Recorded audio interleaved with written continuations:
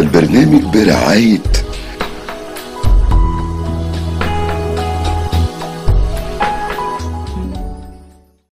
بسم الله الرحمن الرحيم. أعزائي المشاهدين، أهلا وسهلا بحضراتكم معنا في حلقة جديدة من برنامجكم برنامج لمة رمضان.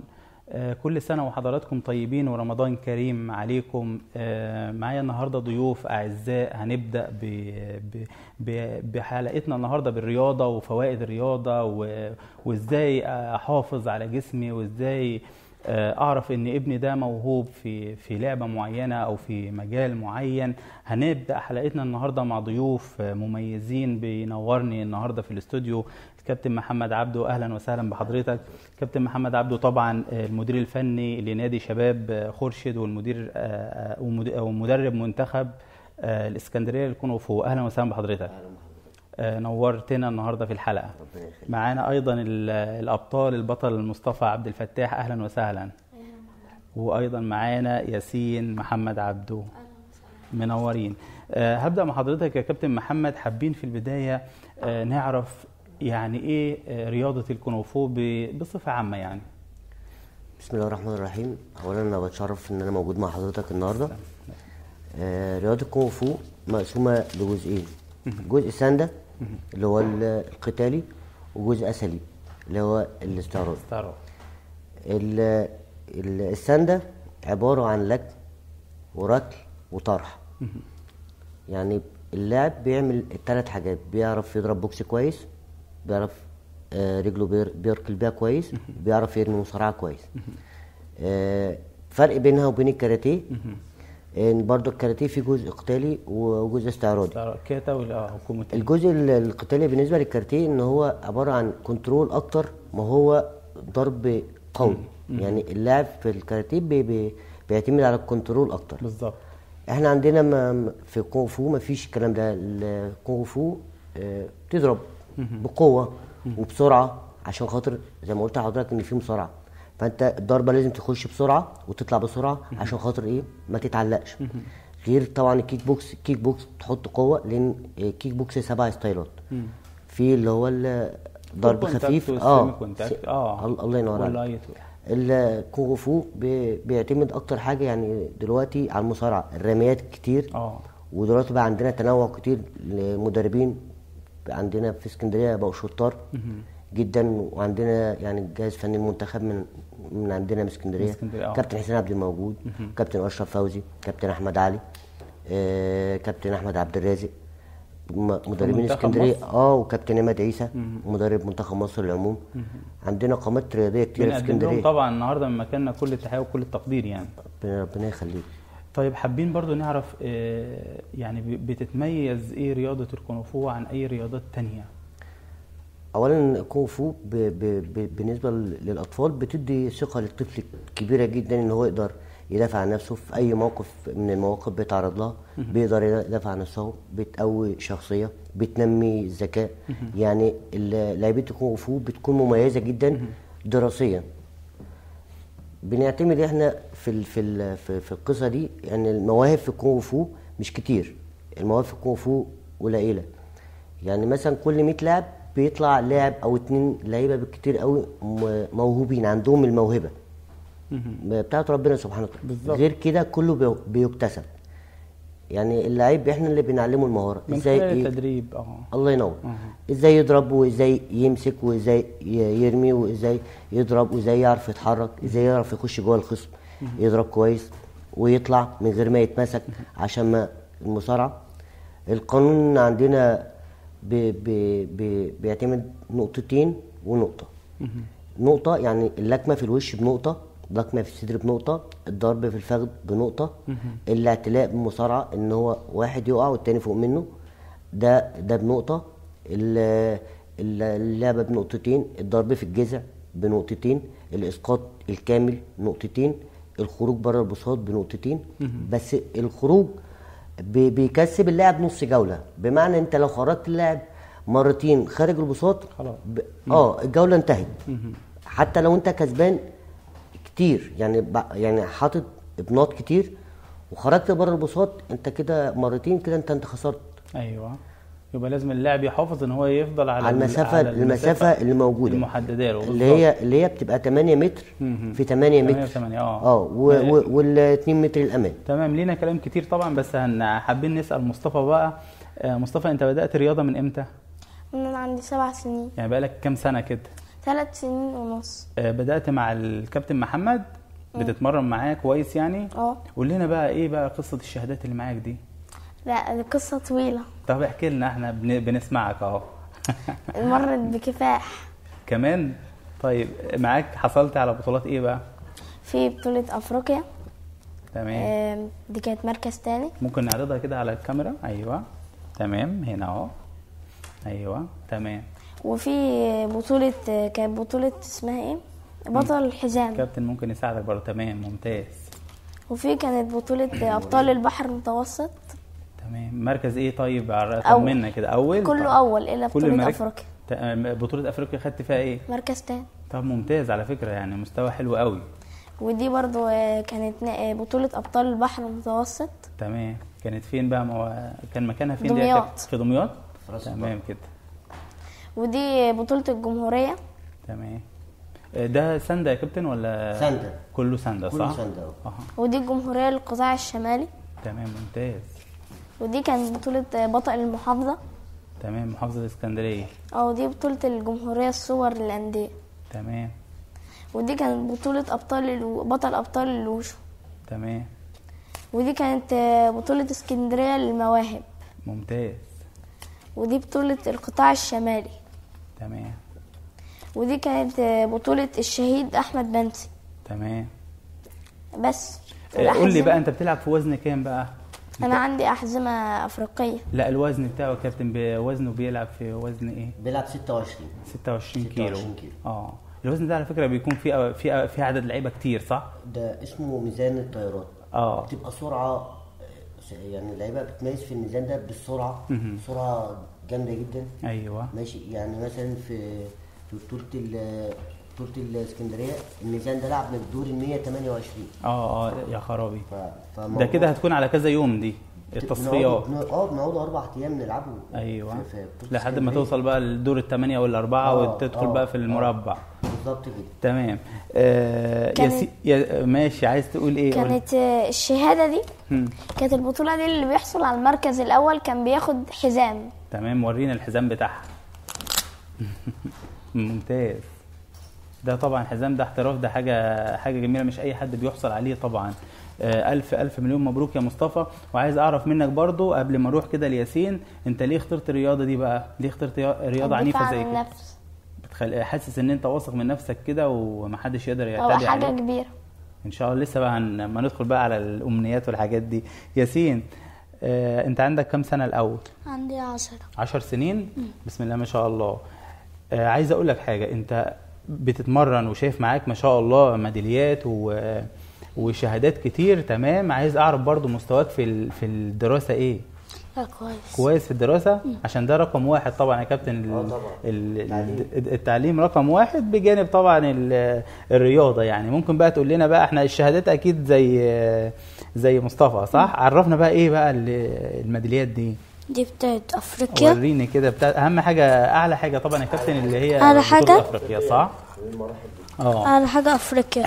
ممتاز. ايوه وضحها كده الكاميرا. تمام ما شاء الله. تمام. ايه تاني بقى في منطقه اسكندريه؟ دي بتاعت منطقه اسكندريه. ممتاز. ودي بتاعت الوشو. جميل. بتاعت الوشو. ممتاز. ده برضه بتاعت اسكندريه. تمام. ايه تاني؟ ودي بتاعت بطوله ايه دي يا كابتن؟ جمهوريه. تمام ممتاز. وهي برضه جمهوريه بتاعت الاتحاد المصري. تمام. ياسين بيلعب في وزن كام يا كابتن؟ 40 كيلو صح؟ عمر 9 سنين؟ 10 سنين. تمام. اتوقع برضو الوزن ده برضو بيكون يعني بتلاقي فيه عدد لعيبه كتير. يعني بيكون صعب.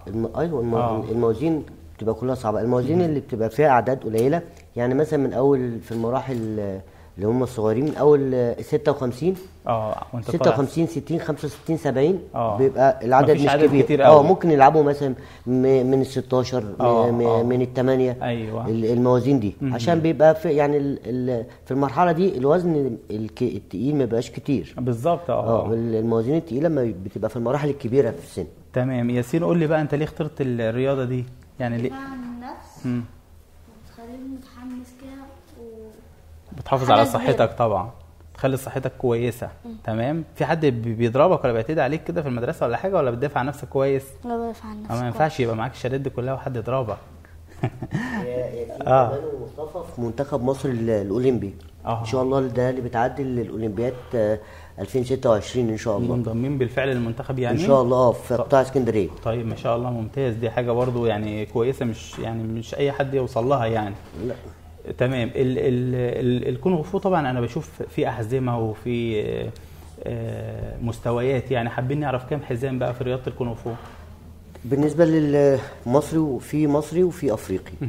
المصري اصفر برتقاني اخضر ازرق احمر بني اسود دان 1 دان 2 دان 3. تمام. 10 احزمه. تمام. ده بالنسبه للاحزمه بتاع اللعيب ما بيقدرش يعني يخش بطولات معينه، يعني بطولات اللي هي في عندنا قطاع منافسه وقطاع ممارسه. قطاع المنافسه اللي هو من اول 12 سنه، اللي هم مواليد 2012 و2013، المرحله بتاعت الرجاله. مراحل المنافسه اللي هم الممارسه اللي هم اقل من كده. لعيب مثلا مرحله ال 12 سنه ما يقدرش يلعب البطوله بتاعته من غير ما يكون معاه الحزام الاخضر. 14 سنه ازرق، 16 سنه احمر. ايوه. 18 سنه مرتبط السن بال لو اللاعب مش محقق درجه الحزام بتاعه المرحله بتاعته ما بيقدرش يشارك في البطوله. كان الاول بيتعمل ان هو ممكن يدفع غرامه او كده ويشارك، فالموضوع ما نفعش. يعني الموضوع ما نفعش. تمام. فقال لك اللاعب لازم يلتزم بدرجه الحزام بتاعته. تمام يا كابتن. حضرتك بتقبل طيب اعمار؟ اكيد في اكاديميه وفي يعني اشبال عند حضرتك طالعين، حضرتك بتقبل بقى من عمر كام؟ من 5 سنوات. من 5 سنين بتبدا معاك طفل، بنات او اولاد عادي؟ بنين وبنات. تمام جدا. في اضرار او في حاجه بتحصل بقى معاكم اصابات وكده من خلال البطولات يعني او التدريب؟ يعني معظم الاصابات اصلا بتحصل في التدريب اكتر من البطولات. بص، هو الاصابات لو في التدريب يعني لو اصابات عضليه بتبقى يعني مشكله المدرب مش مشكله اللاعب.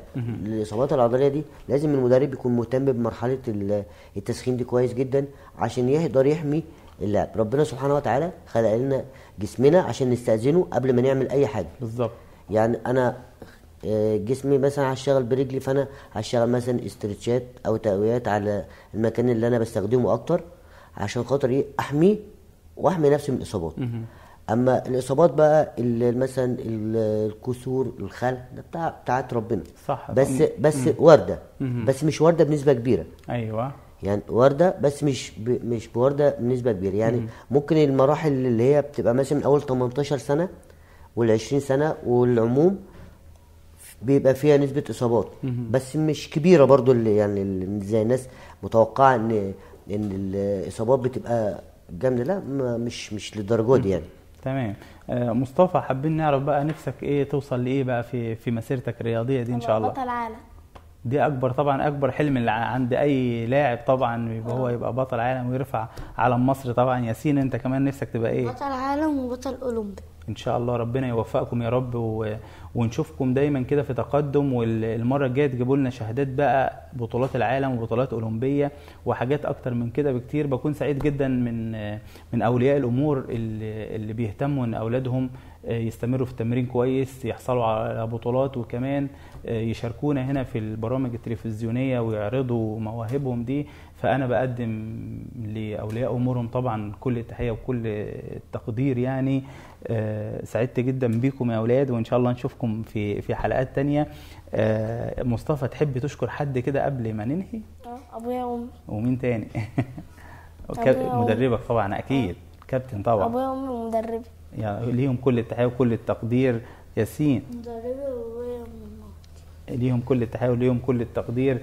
كابتن، في طبعا معظم المدربين الرياضيين لما بيطلعوا معانا هنا على الشاشة بيتكلموا على موضوع الدعم، إن كان الدعم من الاتحاد أو الدعم من النادي أو الدعم من أي جهة المختصة. يعني حضرتك حاسس إن في تقصير في النقطة دي؟ هو يعني أنا أقول لحضرتك بصراحة، هو مفيش دعم. يعني أولياء الأمور في ظل الأيام اللي إحنا بنعيشها دي، يعني كتر خيرهم اللي بيخلوا أولادهم يمارسوا الرياضة.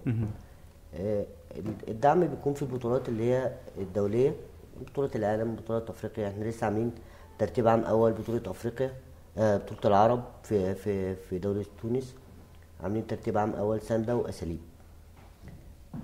ده بيبقى ليهم دعم من الاتحاد اللعيبة دي، لأنهم عملوا إنجاز يحسب للبلد ويحسب ليهم ويحسب للجهاز الفني للمنتخب. أما بالنسبة للأندية والصالات الرياضية، كل دعم على أولياء الأمور على اللاعب. كل ده. وعلى فكرة ولي الأمر هو رقم واحد في المنظومة. يعني هو مثلث: ولي امر، لاعب، مدرب. بالظبط. ما ينفعش واحد فيهم من الثلاثه دول يخل بالمسؤوليات بتاعته. اللاعب عليه مسؤوليه ان هو يتمرن كويس ويسمع الكلام وينفذ التعليمات المطلوبه منه. ولي الامر ان هو يجيب ابنه التمرين ويخلي باله على اكله وشربه، لان موضوع الاكل ده مهم جدا. التغذيه طبعا اساس. يعني يهتم بالاكل الصحي بتاع اللاعب عشان يخليه يعني ايه في الاكل بقى اللي هو البسكوت والحاجات دي بتضر اللاعب وبتقلل من نسبه المناعه. والطرف الثالث المدرب ممكن يعمل اي حاجه طول ما اللاعب ملتزم معاه وبيسمع الكلام وشاطر. يعني احنا مثلا في البطولات اللاعب الملتزم وبتاع بيبقى باين، بنقدر يعني مثلا بنغير النتيجه، نقدر نغير نتيجة الماتش لو الماتش مش في صالحنا ولاعب ملتزم بالتمرين وبالتكتيك المحطوط، بنقدر نغير النتيجة بتاعته، وبفضل الله بتحصل كتير. تمام. احنا طبعا كلامنا في الشق الرياضي محتاج حلقات وحلقات، وللاسف وقتنا خلص مع حضراتكم بسرعه. يا كابتن محمد تشرفنا بحضرتك طبعا، ولو عندك كلمه اخيره حابب توجهها للعيبه عندك في الاكاديميه او للنادي او اي حاجه مع حضرتك. انا لعبتي اولا دول اولادي، لعبتي مش بعتبرهم ان هم لعيبه، بعتبرهم ان هم اولادي. عايزكم بس ان هم يلتزموا بالتمرين، وان شاء الله افرح بيهم واشوفهم احسن ناس في الدنيا ان شاء الله، واشوفهم في اعلى مراكز وكلهم يكونوا لعيبه منتخبات ويرفعوا اسم بلدهم في المحافل الدوليه ان شاء الله. ان شاء الله. شرفتنا ونورتنا يا كابتن محمد، وفرصه سعيده. عرفتنا على ابطال جمال، البطل مصطفى عبد الفتاح شرفتنا ونورتنا، والبطل ياسين محمد عبده شرفتنا ونورتنا. ان شاء الله لينا حلقات تانية مع بعض باذن الله في حلقات قادمه. يعني اعزائي المشاهدين، النهارده كان معانا فقره رياضيه مميزه مع الكابتن محمد عبده. طبعا نتمنى لهم كل التوفيق، اتمنى تكون الحلقه نالت اعجابكم. السلام عليكم ورحمة الله وبركاته.